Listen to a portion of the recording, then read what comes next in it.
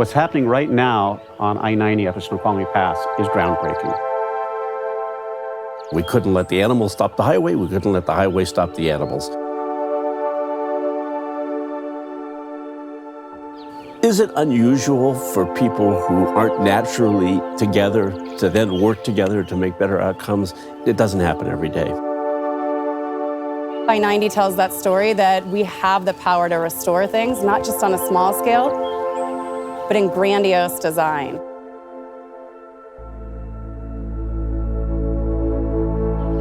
There's nothing else like being on top of a high peak in the Cascades. You can see all the way to Puget Sound and the desert and to Canada and the volcanoes. This is where the 4 points of the compass come together.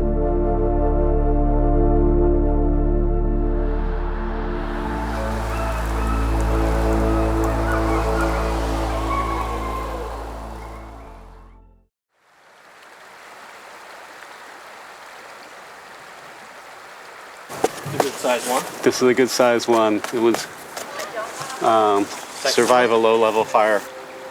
Actually, it's really nice. The clouds are lifting, so that's Chickaman Peak, essentially the headwaters of the Yakima River. The Cascades are a wonderful place.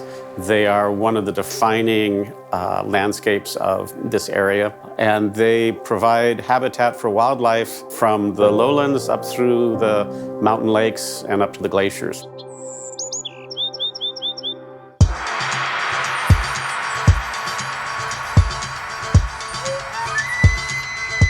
Wildlife are swimming on this landscape. They are hopping, they are walking, and they are flying. And it's everything from the iconic salmon and bull trout that are swimming through the rivers to the elk that are actually making seasonal migrations from the high elevations down to the low elevations, to the wolverines that thrive in that heavy snow environment, stay at the high elevations, and move hundreds of miles, seeking out food and places to den. We have a whole host of species, from common to rare to federally endangered species up here. So a burbot is the only freshwater cod in the world, and there are some that live in Catchless Lake. And so at night, right under the bridges, they'll come out and just kind of forage. The Cascades is all one connected ecosystem, from the lowland forest to the alpine lakes and the glaciers, from Canada south of Mount Rainier, but it's been sliced by highways and development. And so the connection between the North and South Cascades is really only about 40 miles wide, from about North Bend to about Easton. So all the connection for those forest and mountain species has to go through that bottleneck. It's important to keep that connection for the wildlife. Like the ways we move, we sort of have our daily routine of connecting up home and work and going to the grocery store and, meeting our daily needs by moving around our neighborhood. Animals function in a similar way when they're moving around within their home ranges. They have their places that provide shelter, and they have their places that provide food, and they have their places that provide water. They need to be able to move seasonally, to be able to track seasonal weather conditions and food availability, and they need to be able to disperse long distances in order to maintain population function and genetic intermixing. And as the climate changes, the habitat is going to shift. They need to be able to shift with that habitat. And there's some species that have very specific habitat requirements. They're the ones that are going to get impacted the most. Those are the ones that are most vulnerable to extinction. So whereas people are moving east and west, the wildlife is mostly moving north and south along the Cascade Crest. And so that presents a challenge. How do we enable people and cars and trucks to move safely east and west? And how do we enable wildlife to move safely and successfully north and south?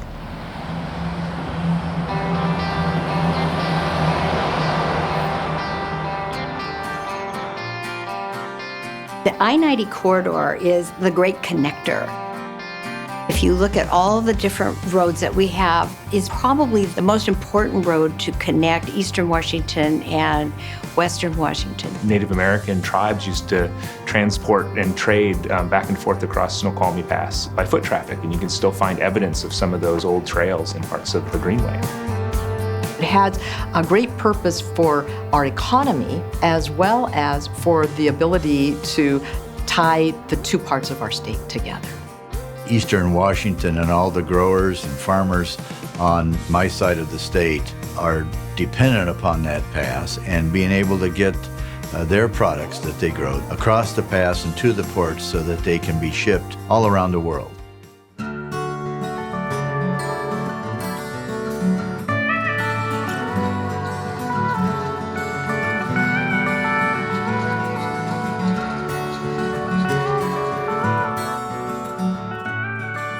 Well, the I-90 corridor is vital to us. Everything from this facility and all the product we source from the Northwest all ships from the ports of Seattle and Tacoma.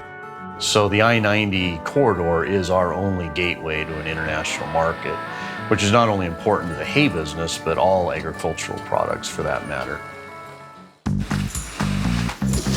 We're part of the whole I-90 corridor up here, and so we're right on the crest of the Cascades.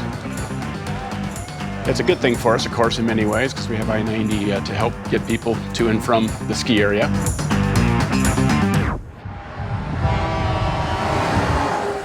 It's supposed to be reliable to move freight and people and the military, right? That's why it was built. So we have a section of this interstate that we had a plan to regularly close when we had avalanches, and it wasn't very reliable. We said, let's take care of this 15-mile stretch from Hyack to Easton. It's where most of those highway problems were.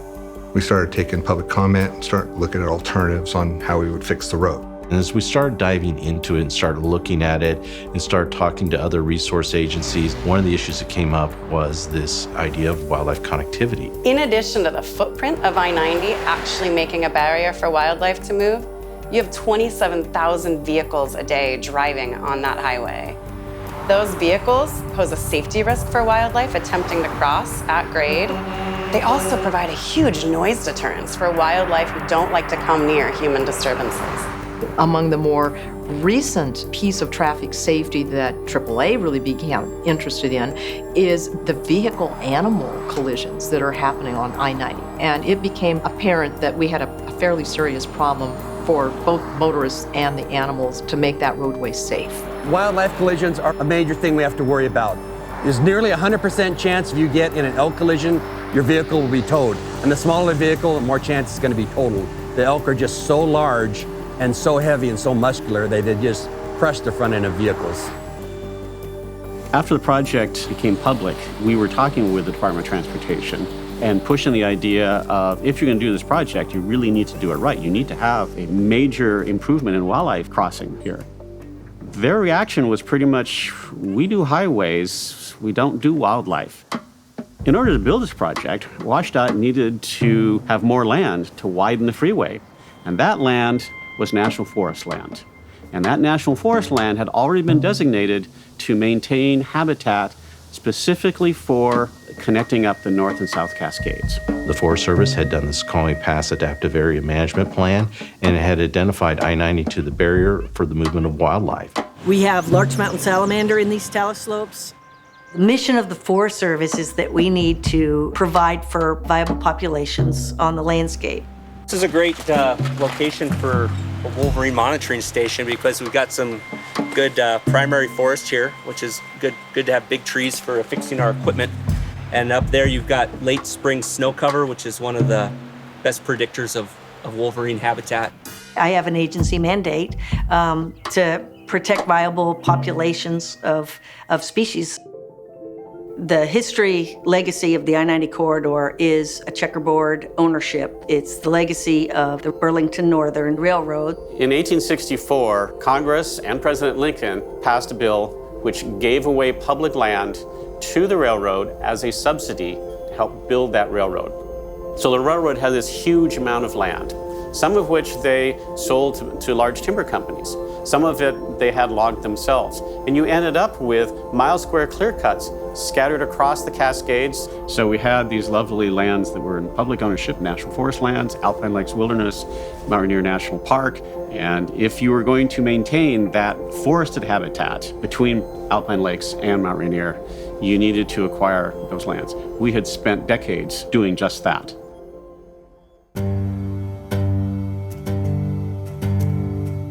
When I first heard DOT was planning to expand and repair Interstate 90, we had just closed a campaign that had purchased land north and south of I-90 to maintain the ability for wildlife to move. The purpose of the Cascades Conservation Partnership was over 40 national and local organizations came together for 4 years to solve the checkerboard problem. What the partnership accomplished was the protection of 45,000 acres of land. At the end of the Cascades Conservation Partnership, the opportunity through the reconstruction of I-90 to solve the highway fracture was evident. We had to transition into a new form, and the I-90 Wildlife Bridges Coalition became the means to do that. The coalition started with the conservation organizations that have been working in this landscape for decades. The Alpine Lakes Protection Society, the Sierra Club, Conservation Northwest, North Cascades Conservation Council, Audubon Society, joined with others that were interested in the freeway, including AAA, because of the safety issue. The mission of the I-90 Wildlife Bridges Coalition was to advocate for high-quality wildlife connectivity measures, as well as ensuring that the habitat that feeds into the I-90 project that's on either side of I-90 is in good quality condition for wildlife. When we first started hearing about wildlife connectivity, it's like, okay, well, we're engineers, we can build structures that can do this, but we also got to get the project funded. And how does the public view this? And what is wildlife connectivity? We were a little surprised that they're looking at not just deer and elk, but they're looking at all kinds of animals. It wasn't just a certain species. When the Washington Department of Transportation met with the Forest Service for the first time where it was an official meeting, I was concerned because I didn't know how you would provide ecological connectivity. I basically naively spoke up and said, the official Forest Service recommendation is that you build a viaduct from Snoqualmie Pass all the way to Easton. And of course, I had no idea how expensive that was. There was a whole bunch of engineers in the room, and it was just, there was this deafening silence. We've got all these people in a room, no one trusting anyone, and trying to figure out how we're going to get this environmental impact statement complete, how we're going to come up with alternatives, how we're going to address the purpose and need of the project.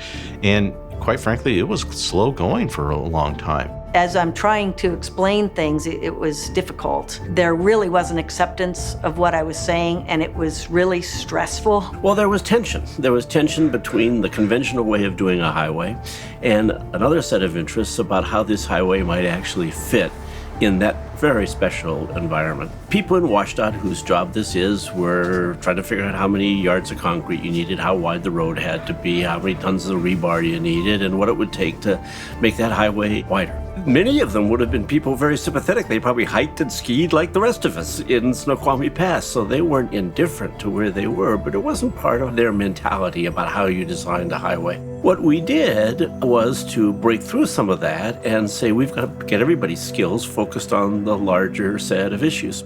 Doug MacDonald said, yeah, this is the right thing to do. You guys need to include that as your purpose and need. You're on the right track.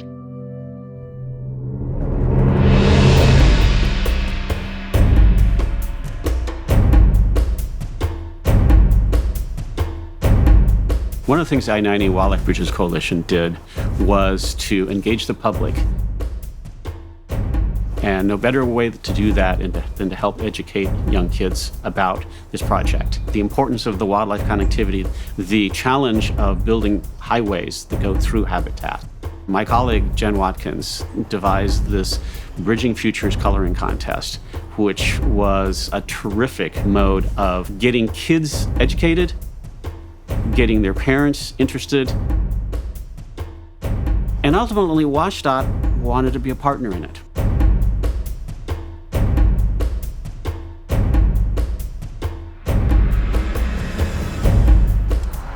So this is the next generation, folks, and it is great to know that they understand about wildlife and transportation, and they'll be wearing those orange vests before too long.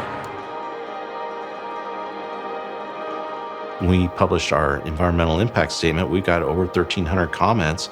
They were all positive comments, and they all said, Department, do the highest level of connectivity that you can on this corridor. And so once we got that reassurance, the sky was the limit. The Washington Department of Transportation funded a lot of work. They formed a team. The goal was that This group was supposed to start looking at the highway and figure out how it was we were going to meet ecological connectivity in this landscape. It was great. We took on sort of a multifaceted approach to try to understand how animals were moving through the landscape and were interacting with the highway. We did snow tracking transects in the winter to look at how animals were encountering the highway. Once they encountered the highway, whether they turned around, went back into the woods, or whether they tried to cross the highway. We did automatic camera surveys along the highway to figure out what we could find that was getting up to the highway. We did some small mammal trapping, and we did a suite of different things to complement the information that was already available on the district. So we took all the science we had and identified these connectivity emphasis areas. We identified what unique assemblage of species we had in that area, so we figured out what we needed to connect.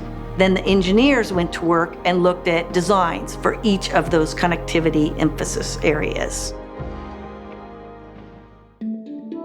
Right away, it was brought up that, building bridges over the roadway like they do up in Banff, Canada. So immediately we went to look at what those structures look like. We got to see some of the things that they'd done up on Trans-Canada 1, overcrossings, undercrossings, big culverts, different ways that they were able to provide connectivity.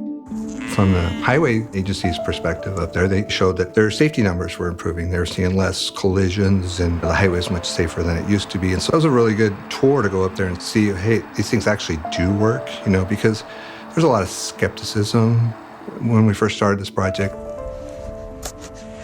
We came up with a package of recommendations, and then we presented that to the interdisciplinary team. We had a scientifically sound analysis saying what would work, what wouldn't work. This group voted for our best option for every single one of those designs. It was a dream come true.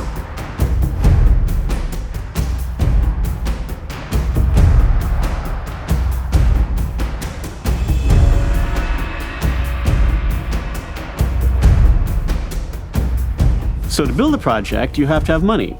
And that means the legislature has to agree to this project. What is unique about this project is the environmental community came together with the department and with the transportation groups to lobby for the money. The most amazing thing about it was that it wasn't the usual groups that came together. It wasn't a big stretch to go with the coalition. I always felt like it was an easier lift for someone politically because they were all together. We always like to tell the story about Don Whitehouse, who was our regional administrator at the time, and Charlie Raines going to the legislature before this project was funded. And they were asked to talk about the I-90 project. And so they got up and spoke and did a joint presentation. And Charlie's talking about why we need this roadway widened and we need these new bridges. And then Don talks about wildlife connectivity and why we need to make sure that wildlife crosses through this project. And because we had that coalition pulling together on this, we were able to convince the legislature to prioritize this project. What you actually saw was a whole bunch of people who figured it out, and they each did their own thing and brought it to the process to make the process work. And in that respect, I think it's a wonderful model of how collaboration should work in the real world. This was an organic coalition rather than a structured coalition, and that's a wonderful thing to watch.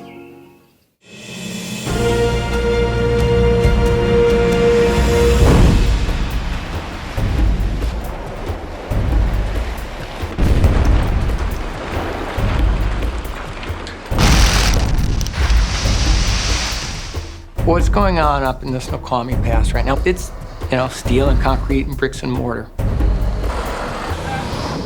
But it is so much bolder and bigger than that.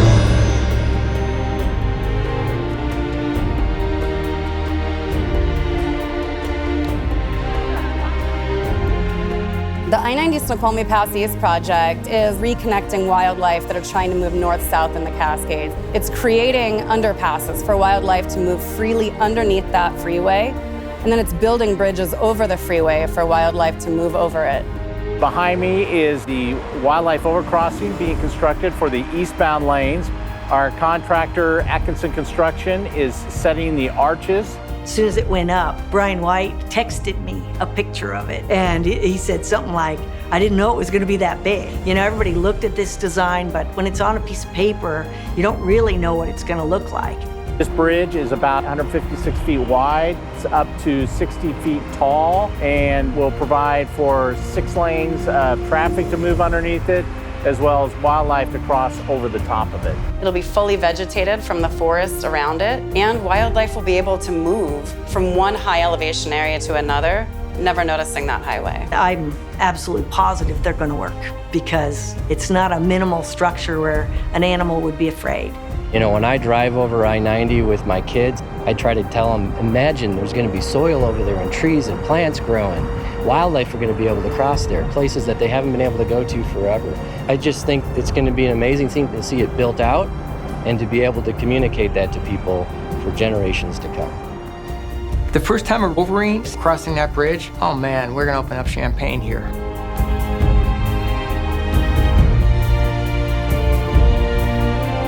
So behind me is the Gold Creek Bridges. It was originally a 150-foot bridge. We replaced it with a 1,000 and 1,100-foot bridge.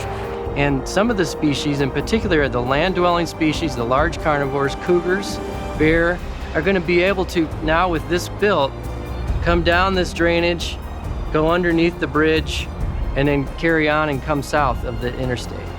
We're already seeing wildlife use 3 of the underpasses that have been constructed on I-90, and the fun thing is we're seeing them use it in different ways. And what we expect to see over time is even more dynamic. We're going to see wolves as they expand in this area and wolverines crossing underneath these highway structures. Further down the road, we built some bridges across Resort Creek. We've got a bunch of culverts that maybe were 6 or 8 foot that are now 20, 25 foot across. Big concrete culverts now that are filled with stream sediment and allow fish passage and other small wildlife. There's a camera there, and it's like the bears are there every single day, the elk.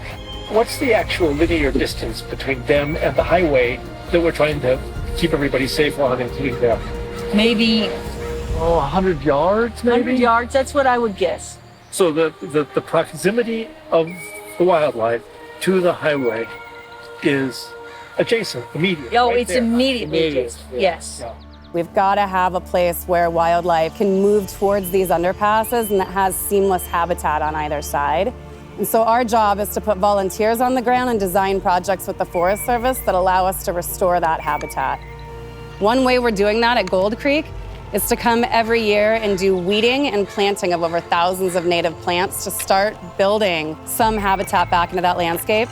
We're replanting plants which could be food sources for small mammals like spirea, strawberry. We're also planting snowberry, another plant that has berries, mountain ash. So we're trying to plant plants that, one, do well, but also are food sources for our wildlife. We've built all kinds of habitat features, putting in snags, which are standing dead logs, and rock piles and wood piles, basically to encourage all the species out there.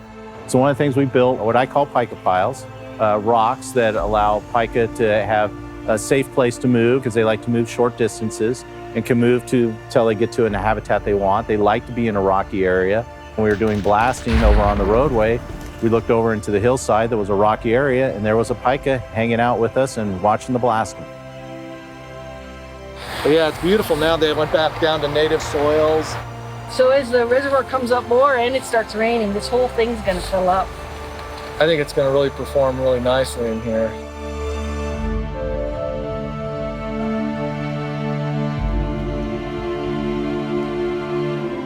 And having partners like WSDOT and Conservation Northwest, all of that just came together, and it gave us an opportunity to do really some great restoration out here. Collaborating with Central Washington University.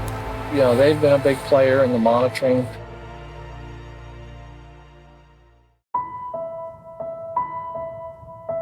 So I had occasion in the last month to drive through the I-90 corridor. The snow was on the ground. It was very quiet. There was no construction. It was very beautiful. The lake was gorgeous. And I got to that arch that's going to be the overpass for the wildlife, and I was really proud. I thought that was really special, that we got to do something that was so functional and so beautiful all at the same time, and it just fits with the gorgeous landscape that road goes through. One of the things I find really exciting about this project is not just its local importance and how great it is for our community and for the wildlife of the Cascades, but this is a project that really stands out at a national and even international scale in terms of being an example of how transportation infrastructure and conservation interests can work together to do something really constructive.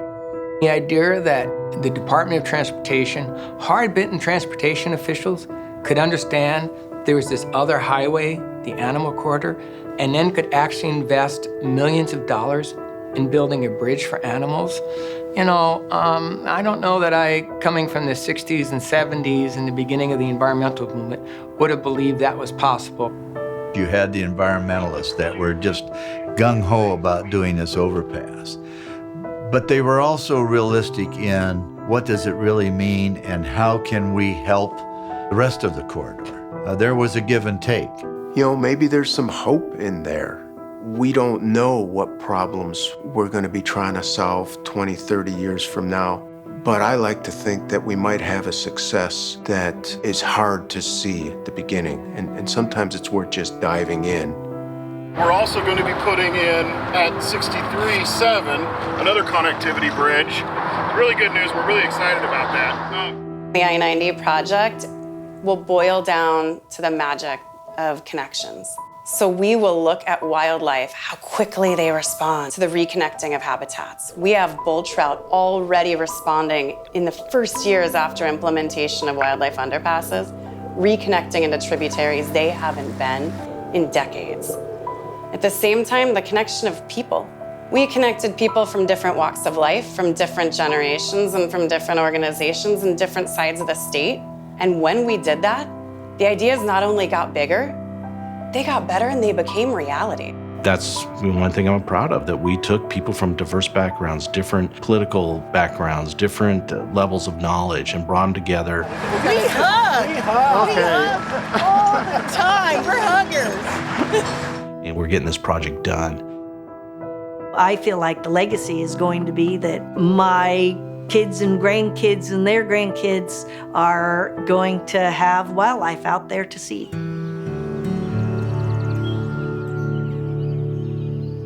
The story behind this is as compelling as the benefits to the wildlife and the drivers on the highway. It will not only be great for the wildlife, but it'll be great for people to learn about this project. Not only how important it is, but how you can make it happen.